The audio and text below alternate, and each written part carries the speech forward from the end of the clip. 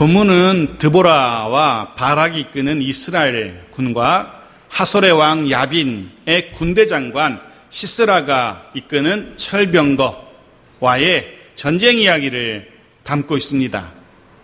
본격적인 전쟁의 이야기가 전개됩니다. 그런데 본문의 시작은 조금 의아합니다. 전쟁의 이야기와 잘 맞지 않는 것 같습니다. 11절 말씀 보십시오. 같이 읽어볼까요? 시작. 모세의 장인 호밥의 자손 중 겐 사람 헤벨이 떠나 게데스에 가까운 상하나님 상수리 나무 곁에 이르러 장막을 쳤더라. 전쟁의 이야기가 막 펼쳐지려고 하고 있는데 갑작스레 이 전쟁의 이야기와는 전혀 상관이 없어 보이는 한 사람이 등장합니다. 헤벨이라는 사람이 등장하며 이 사람이 누구인지도 소개합니다. 모세의 장인 호밥의 자손으로 겐 사람이라 이렇게 소개가 됩니다. 전혀 이스라엘과 하솔의 전쟁과는 드보라와 바락, 시스라와의 전쟁과는 아무 관련이 없는 뜬금없는 사람이 성경에 기록되고 있습니다. 하지만 이 사람이 아무 이유 없이 갑작스럽게 등장한 것은 아닙니다.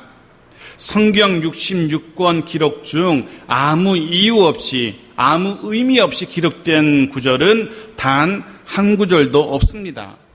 후에 밝혀지게 되겠지만 이 뜬금없어 보이는 이 기록은 이 전쟁의 마무리가 어떠할지 넌지시 비춰주는 복선이라고 그러죠. 이 전쟁의 마무리가 어떻게 될지를 넌지시 보여주는 복선 역할을 하고 있는 겁니다. 그래서 우리는 이 헤벨이라는 사람을 기억하고 있어야 됩니다. 그래서 이 전쟁의 마무리쯤에 그래서 헤벨이라는 사람이 이 전쟁의 앞에 소개되었었구나 라고 알게 될 겁니다. 자, 먼저 우리가 기억하셔야 될 것이 바로 이 부분입니다.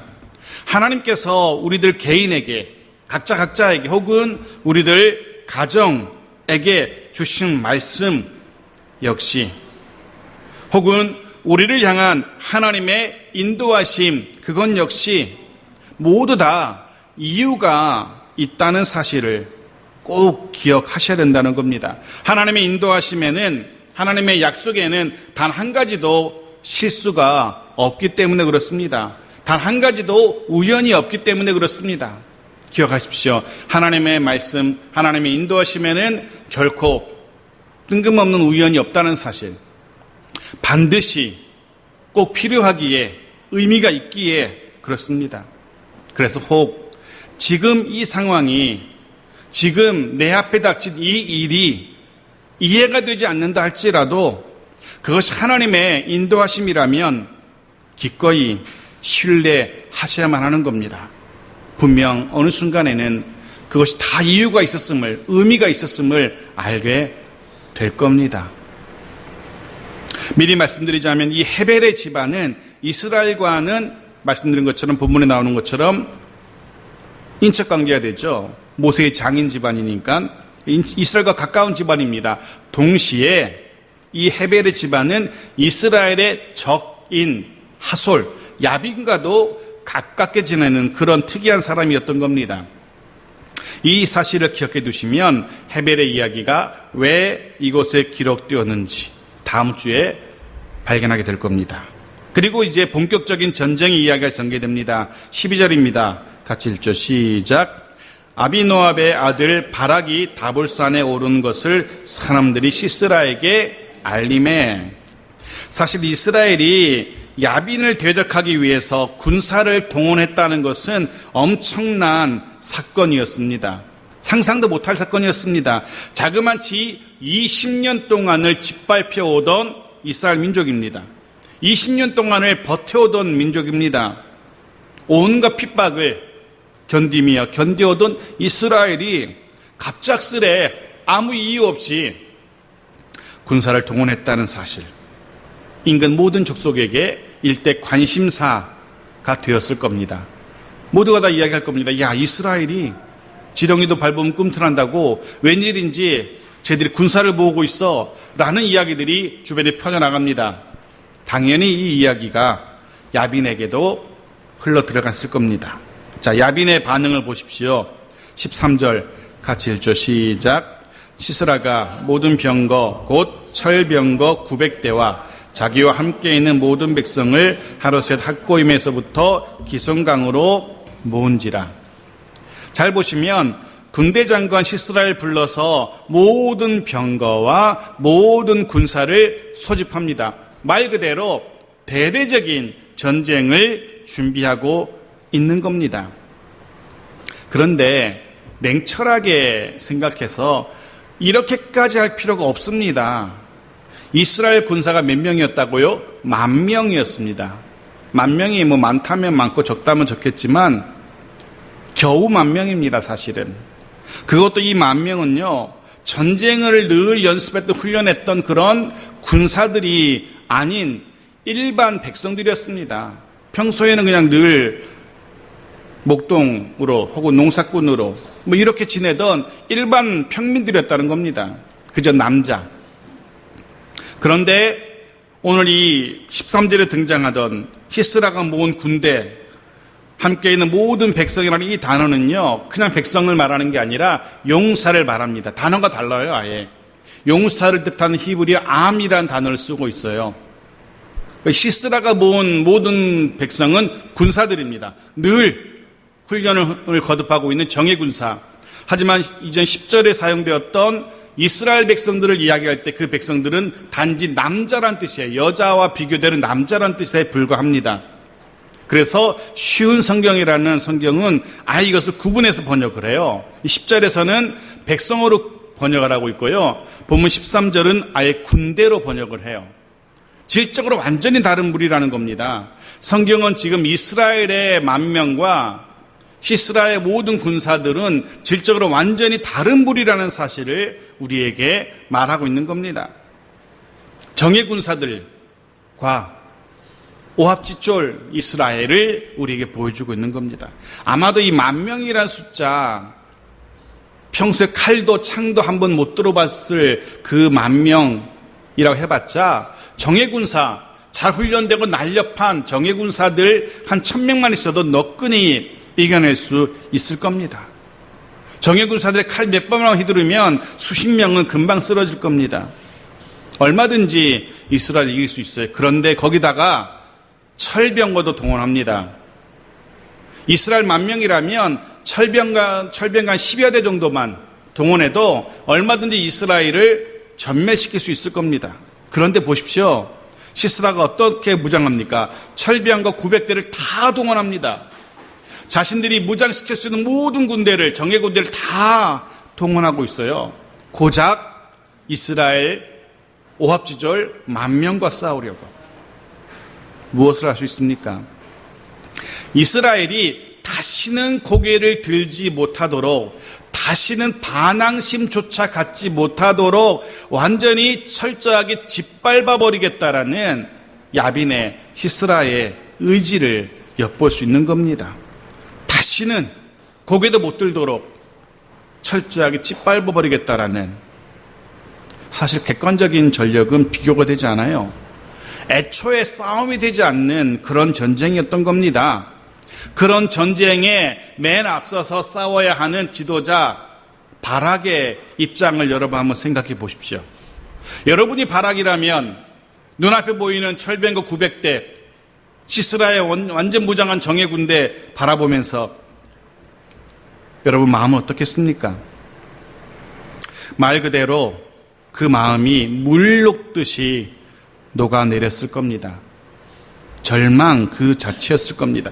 제가 바락이었다면 드보라에게 항복을 권했을 겁니다.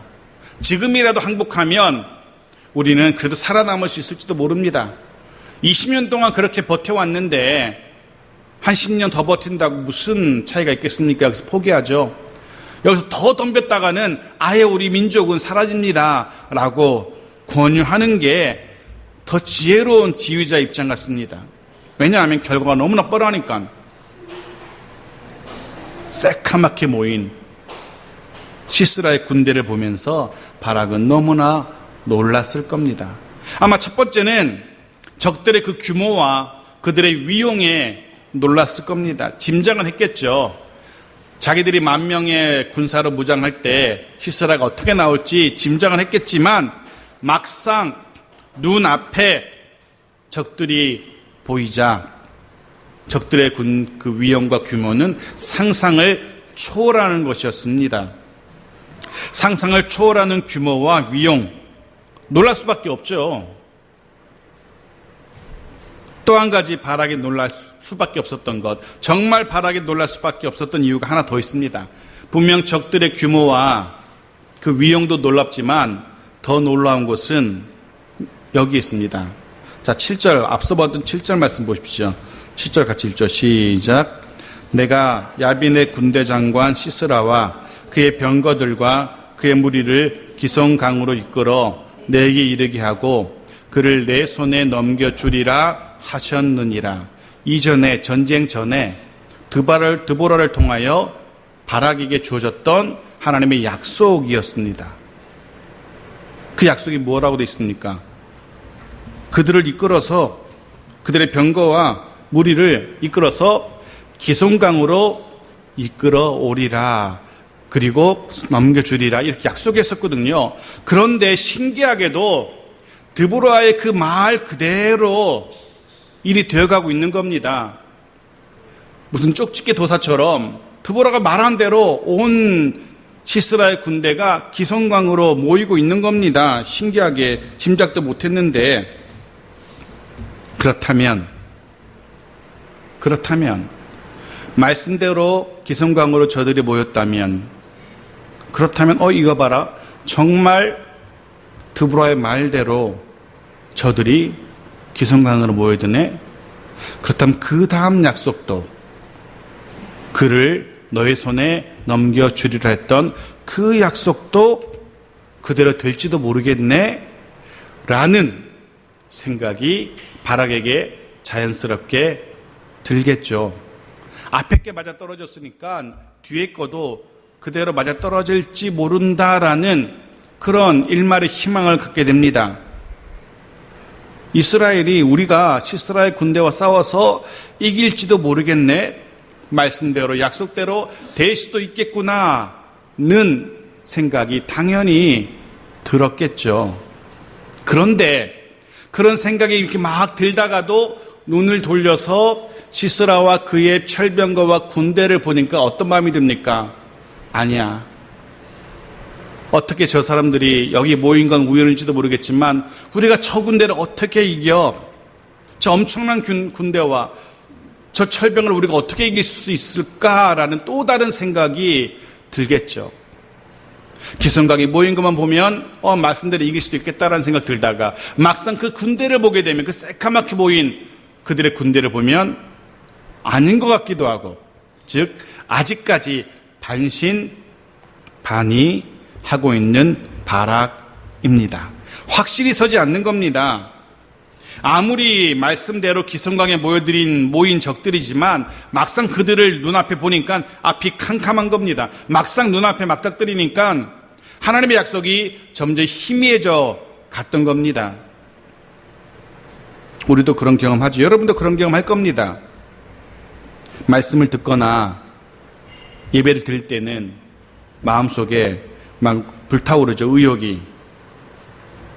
예배 마치고 집으로 돌아갈 때는 말씀이 가슴을 가득 채우고 뿌듯합니다. 그래. 그래도 말씀밖에 없어. 그래도 말씀 붙들고 살아야지. 아무리 내 삶이 이래도 그래도 말씀밖에 내 소망은 없어. 라고 생각하면서 다짐하면서 집으로 돌아가곤 합니다. 주신 말씀대로 주신 은혜대로 살아봐야지. 그 길만이 유일한 소망이야 하고 집으로 돌아가면 어떻습니까? 집에 돌아가 보면 여전히 자빠져 자고 있는 남편, 여전히 뒹굴거리고 있는 아이들 보면서 슬슬 마음속에 불이 올라오죠. 여기저기 어지럽혀져 있는 방구석, 부엌 이런 거 보면은 그 일어났던 불들이 서서히 올라가면서 머리까지 이렇게 막 올라오죠. 근데 꾹꾹 이제 그래도 말씀 듣고 예배 드리고 와서 꾹꾹 참고 있는데 한마디 거들죠. 밥 차려줘. 이러면 이제 뚜껑이 열리는 거죠. 겨우 참던 그 순간이 되면 더 이상 오전에 듣고 왔던 하나님의 말씀은 기억도 나지 않습니다. 그 삶의 정황 속으로 들어가서 그 삶 속에 들어가 버리면 말씀이 가물가물해지는 겁니다. 언제 그 말씀을 들었는지, 언제 그 말씀을 기억했는지, 그 말씀이 무엇이었는지 기억도 안 나요. 냉정하게 여러분 한번 생각해 보십시오. 이제 7일밖에 안 됐는데 지난주 이곳에서 선포된 말씀 기억나십니까? 지난주 말씀의 내용이 무엇이었는지 하나라도 생각나시는 게 있나요? 너무 무리인가요? 좀 이따가 이제 예배 마치고 식사하고 나서 여러분한테 오전의 말씀의 내용이 무엇이었습니까? 라고 여쭤보면 얼마나 대접할지 모르겠습니다. 그런데 그 삶 속에 들어가서 그런 열불나는 상황을 맞닥뜨리면 말씀은 1도 기억나지 않습니다. 말씀을 묵상할 때는 그래도 말씀대로 한번 살아봐야지 라는 뜨거운 마음이 우리 마음에 가득합니다. 그런데 그 말씀에 눈을 들어서 주위를 둘러보면은 도무지 말씀대로 살 수 없게 됩니다. 당장 처리해야 될 문제들이 산적해 있고요. 그 문제들의 그 무게에 짓눌려서 말씀은 기억도 나지 않습니다. 게다가 그 일들이 내 마음대로 내 뜻대로 처리되지 않으면 기운이 더 빠집니다. 바락이 지금 그런 모습입니다. 하나님의 말씀을 들었고 그 말씀이 될 수도 있겠다, 말씀대로 될 수도 있겠다라는 생각이 들었지만 막상 그의 눈앞에 시스라의 그 철병거와 군대들을 보니까 까맣게 그 말씀이 1도 생각나지 않은 겁니다. 바락이 지금 이러지도 못하고 있고 저러지도 못하고 있는 거예요. 이렇게 돌아보면 하나님의 말씀이 그럴 수도 있겠다라고 싶은데 저리 돌아보면 시스라의 군대를 보면서 안 되라는 생각이 들고 이래도 못하고 저러지도 못하고. 자, 14절 말씀 보십시오. 14절 같이 읽죠. 시작. 드보라가 바락에게 이르되 일어나라. 이는 여호와께서 시스라를 내 손에 넘겨주신 날이라. 여호와께서 너의 앞서 나가지 아니하시느냐 하는지라. 이에 바락이 10,000명을 거느리고 다불산에서 내려가니 시스라의 군대의 위용 앞에 기죽어 있던 바락에게 드보라가 외칩니다.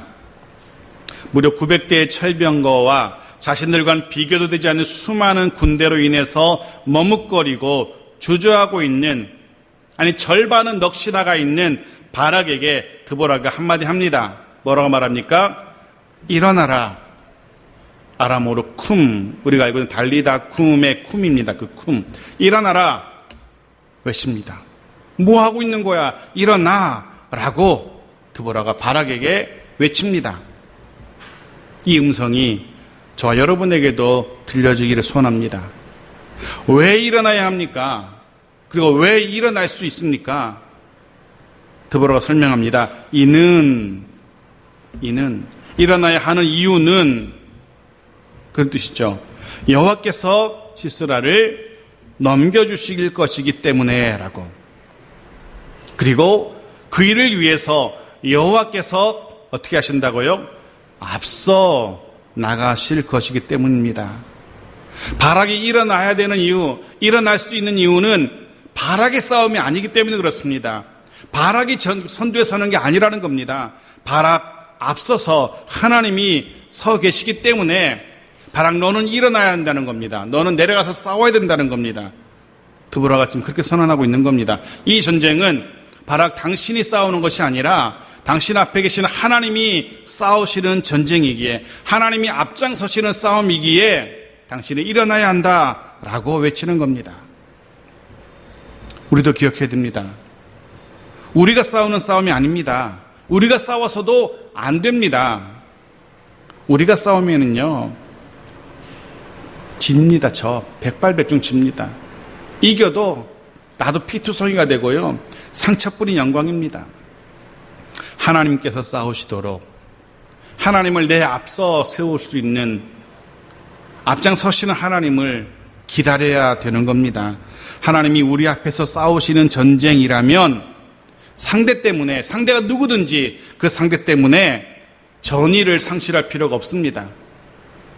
하나님이 우리 앞에서 싸우시는 전쟁이라면 내가 준비되지 못했다고 해서, 내가 가진 게 없다고 해서, 내가 연약하다고 해서 의기소침해할 필요도 없습니다. 가장 어리석은 모습은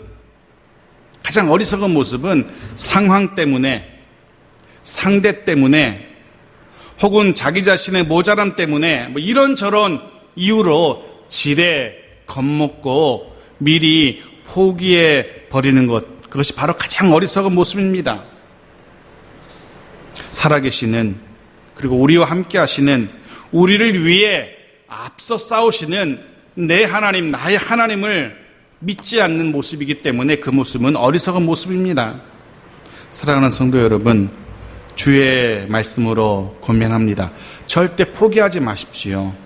왜냐하면 하나님이 함께, 아니 앞서 나가시기 때문에 그렇습니다. 이에 바락이 일어납니다. 말씀으로 도전한 드보라의 말대로 앞서 싸우시는 하나님을 신뢰하기로 한 겁니다. 그가 앞장서서 싸우시는 하나님을 믿고 산에서 내려갑니다. 시스라의 철병거와 군대를 향해서 달려 내려갑니다. 여러분, 여러분의 삶 속에서 하나님의 일하심을 보길 원하신다면, 그렇다면 말씀을 신뢰하고 그리고 구체적으로 발걸음을 옮기셔야 됩니다. 우리 앞을 막아선 철병거, 군대를 향해서 믿음으로 나아가야 됩니다. 그럴 때에 하나님의 일하심을 보게 될 겁니다. 왜 하나님이 나를 위해서 일하시지 않지? 주저앉아가지고 한탄만 하고 하소연만 하고 불평만 하고 하나님 향하여 불만만 가질 것이 아니라 왜 하나님이 일하시지 않는지 냉정하게 생각해 보아야 됩니다. 내가 주저앉아 있기 때문에 그렇습니다. 내가 일어나지 않기 때문에 하나님은 일하고 싶으셔도 일할 수가 없는 겁니다. 앞서 나가 싸우고 싶으신데 하나님은 주저앉아 있는 우리 때문에 앞서 나가 싸우지 않으시는 겁니다.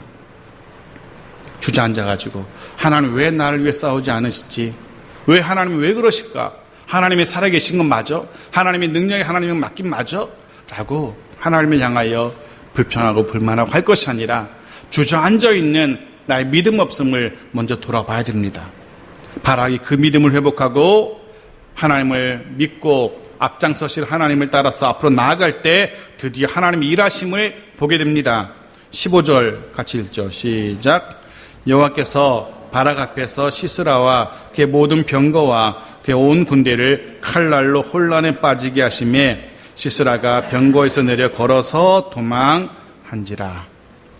시스라가 하나님의 일하심 앞에 무너집니다. 하나님 앞에서 무너집니다. 하나님께서 시스라의 철병거와 군대를 혼란에 빠지게 하셨다라고 성경은 기록합니다. 사실 오늘 본문에는 어떻게 혼란에 빠졌는지, 하나님 어떻게 일하셨는지 그 구체적인 일하심은 드러나지 않아요. 5장에 가면은 구체적인 하나님의 일하심이 밝혀져요. 하나님 어떻게 일하셨는지. 5장 4절 미리 엿보죠. 같이 읽죠. 시작. 여호와여, 주께서 세일에서부터 나오시고 에돔들에서부터 진행하실 때에 땅이 진동하고 하늘이 물을 내리고 구름도 물을 내렸나이다. 뭐라고 말합니까? 물을 내리고 물을 내렸나이다 라고. 하나님의 일하심이 어떤 모습으로 드러났는지 짐작하게 되죠. 물을 내리신 겁니다. 이 기슭강에 비를 내리신 것으로 드러납니다. 건기에는 마른 평지였던 기슭강이 갑작스럽게 내린 비로 인하여 그 강에 물이 차게 된 겁니다. 당연히 질퍽거리는 땅으로 인하여 시스라의 자랑, 무적이었던 철병거가, 이스라엘에게 공포의 대상이었던 이 철병거가 아무 쓸모없는 무용지물이 되고 만 겁니다. 그렇습니다. 말 그대로 철병거는 하솔의 자랑이었습니다. 시스라가 가장 의지하던 최고의 무기였습니다. 하지만 바로 그 철병거가 갑작스럽게 내린 비로 인하여 아무 쓸모없게 된 겁니다. 아니, 쓸모없게 된 정도가 아니라 이제는 거추장스러운 흉물이 되고 만 겁니다. 전쟁의 걸림돌이 되고 만 겁니다. 결국 어떻게 합니까? 시스라가 그 병거를 버리죠. 병거를 버리고 걸어서 도망하게 됩니다. 사랑하는 성도 여러분, 세상의 것들 자랑하지 마십시오. 여러분이 지금 가지고 있는 그것 자랑하지 마십시오. 자랑하던 바로 그것이 어쩌면 우리의 영적인 성장의 장애물이, 걸림돌이 될 수도 있습니다. 흔히들 그렇게 자랑하죠. 흔히들 집 자랑, 차 자랑, 건물 자랑, 남편 자랑, 아내 자랑, 자식 자랑. 이 흔히들 하는 자랑들입니다. 생각해보면 별로 저는 이렇게 자랑할 게 별로 없는 것 같기도 해요. 집 자랑, 차 자랑, 건물 자랑, 남편 자랑, 아내 자랑, 자식 자랑. 근데 다행일지 안타깝고 슬픈 일일지 모르겠지만 여러분 어떠신지요? 여러분 무엇을 자랑하십니까? 시편 20편 7절 같이 읽어볼까요? 시작. 어떤 사람은 병거, 어떤 사람은 말을 의지하나 우리는 여호와 우리 하나님의 이름을 자랑하리로다. 사도 바울의 고백도 들어보십시오. 갈라디아서 6장 14절입니다. 같이 읽죠. 시작. 그러나 내게는 우리 주 예수 그리스도의 십자가 외에는 결코 자랑할 것이 없으니, 이 고백이 저 여러분의 고백일 수 있기를 소원합니다. 세상이 아니라 예수 그리스도가 저 여러분의 자랑이 되기를 축원합니다. 자, 마지막 절 16절입니다. 같이 읽겠습니다. 시작. 바락이 그의 병거들과 군대를 추격하여 하롯의 닭고임에 이르니 시스라의 온 군대가 다 칼에 엎드러졌고 한 사람도 남은 자가 없었더라. 전쟁은 이스라엘의 일방적인 승리로 끝납니다. 시스라의 군대 중 한 사람도 남은 자가 없었을 정도로, 물론 과장법이지만 그토록 완벽한 이스라엘의 승리였습니다. 하지만 아직 전쟁이 끝난 게 아닙니다. 시스라가 잡히지 않은 겁니다. 당시의 전쟁은 왕이나 장군이 항복하든지 포기해야만 전쟁이 끝나는 겁니다. 왕이 살아있고 장군이 살아있다면 얼마든지 다시금 전쟁을 일으킬 수 있기 때문에 그렇습니다. 왕이나 장군을 사로잡든지 그들을 죽여야만 전쟁이 끝난 것으로 인정해요. 거꾸로 이야기해서 병사들은 다 남아 있어도 왕이나 장군이 죽으면 그 전쟁도 끝난 겁니다. 오히려 지금보다 더 멋지죠. 한 사람만 죽이면 전쟁이 끝나는 거예요. 다윗과 골리앗의 싸움처럼 다윗이 골리앗을 이긴 순간 이스라엘이 이긴 거예요. 당시 싸움은 그랬어요. 흔히 하는 말로 우두머리끼리 다이다이 붙어가지고 지면 그냥 끝나는 거예요. 얼마나 깔끔해요. 그렇다면, 그런 전쟁이라면 바락은 누구를 지금 집중해야 돼요? 시스라를 집중해야 돼요.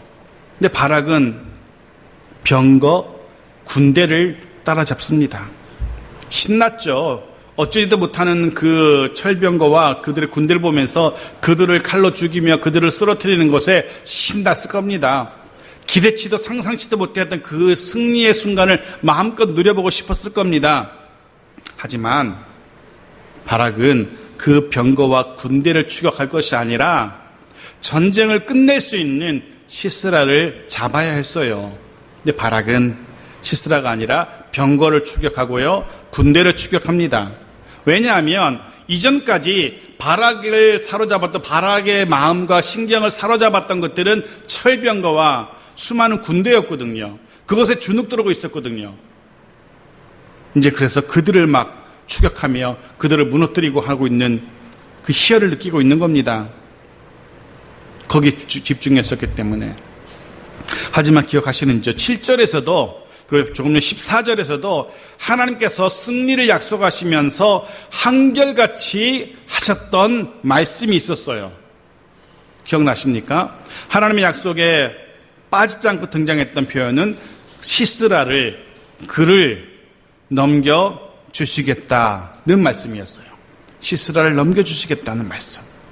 그렇다면 그 말씀을 기억하고 있었던 기억하고 있었던 바락이라면 병거나 군대가 아니라 시스라, 이 장관을 주목하고 있어야 되고 시스라를 찾도록 찾았어야 돼요. 추격도 군대를 추격할 게 아니라 시스라를 추격했었어야 돼요. 그게 하나님의 약속이었고 하나님의 말씀이었잖아요. 잘못된 대상을 지금 따라가고 있는 거예요. 신나서, 기분 좋아서, 자기 앞에 쓰러지는 그 군대를 보면서, 도망가는 철병을 보면서 얼마나 기분 좋았겠어요. 하지만 분명히 대상이 잘못됐어요. 그런 생각을 해봅니다. 지금 우리는 무엇을 주목하고 있는지, 누구를 쫓고 있는지, 우리가 주목하고 우리가 쫓아야 할 대상이 누구인지 정확하게 알고 있어야 됩니다. 우리가 반드시 사로잡고 없애야 될 대상이 누구인지 정확하게 알고 있어야 돼요. 괜한 사람 잡고 그 사람한테 시비 걸 필요 없어요. 우리가 정말 싸워야 할 적이 누구인지 잘 분별해야 돼요. 사실 우리가 싸워야 될 대상은 내 남편이나 내 아내가, 내 자식들이 아니에요. 그를 사로잡고 있는 어둠의 세력, 사단의 세력입니다. 그래서 남편 멱살 잡고 아내 멱살 잡고 흔들 것이 아니라 오히려 그 뒤에 역사하는 그 사단의 어두운 영을 위해서 우리는 기도하며 영적 싸움을 싸워야 되는 거예요. 우리가 누구를 주목해야 되고 무엇을 주목해야 되는 것인지 잘 분별해야 됩니다. 하나님께서 보라고 하시는 바로 그것, 하나님이 추격하라고 하시는 바로 그것을 볼 수 있어야 돼요. 그래야만 하나님이 우리에게 주시는, 약속하시는 승리를 누릴 수 있는 겁니다. 그래야만 그 승리의 감격을 누릴 수 있는 겁니다. 오늘 말씀을 마칩니다. 오늘 우리에게 주신 말씀, 이 말씀 잊지 마십시오. 상황으로 인해서, 우리 형편으로 인해서 하나님의 약속을 신뢰하지 못하는 그런 어리석은 자가 되어서는 안 됩니다. 혹 나의 연약함 때문에, 혹은 상대의 규모와 그런 위용으로 인하여서 주눅들거나 주저앉아 있어서도 안 됩니다. 그렇다면 분명 일어나라고 말씀하시는 주의 음성을 들어야만 합니다. 그 음성으로 인하여 우리보다 앞서 나가서 우리를 위해 싸우시는 하나님을 다시금 신뢰할 수 있게 되기를 간절히 소원합니다. 그 믿음으로 우리도 우리의 대적을 향해 달려나가는 우리 모두가 되어지길 바랍니다. 날마다 우리를 두렵게 했던 철병거를 무력하게 하시는 하나님의 일하심을 날마다 경험하게 되기를 소원합니다. 또 한 주간 우리의 삶 속에서 우리보다 앞서 싸우시는 하나님으로 인하여 승리의 기쁨과 감격을 누리게 되는 우리 모두가 되어지기를 주의 이름으로 축원합니다. 아멘.